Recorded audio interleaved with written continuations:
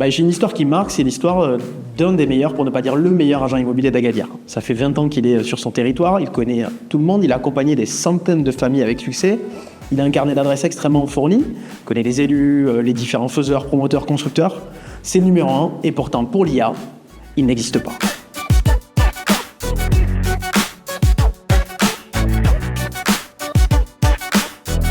Bien hier, si vous suiviez votre stratégie Google tout à fait classique de référencement, pas de problème, ça pouvait suffire. Mais aujourd'hui, ce n'est plus Google ou l'internaute qui va taper la requête, c'est l'IA qui va faire les recherches pour lui. C'est l'IA qui va elle-même sélectionner et juger comme opportune la meilleure des réponses. Donc, si l'IA ne vous va pas, vous n'existez pas.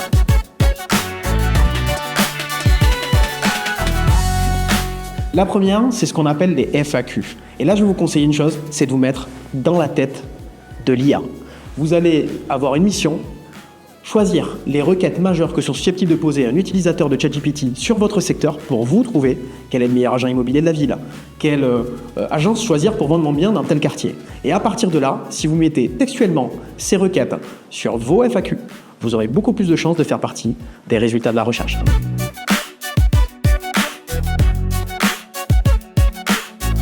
Le deuxième hack va mettre à mal une citation que tout le monde connaît, une image vaut mieux que 1000 mots.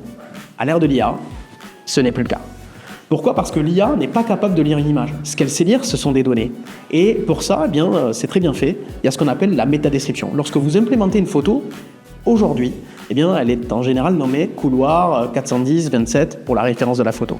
Ça n'a aucun intérêt. Par contre, si, à l'inverse, vous mettez des informations pertinentes pour l'IA en nommant bien la photo et en utilisant ce qu'on appelle le texte alternatif, là, ça y est, tout de suite, l'IA vous voit et vous voit de façon extrêmement puissante.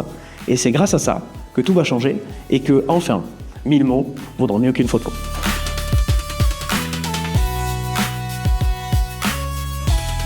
Le troisième, c'est à la fois le plus simple et le plus compliqué, c'est ce qu'on appelle la cohérence de la visibilité. Aujourd'hui, vous diffusez sur votre site internet, vous diffusez sur Google My Business et sur d'autres supports.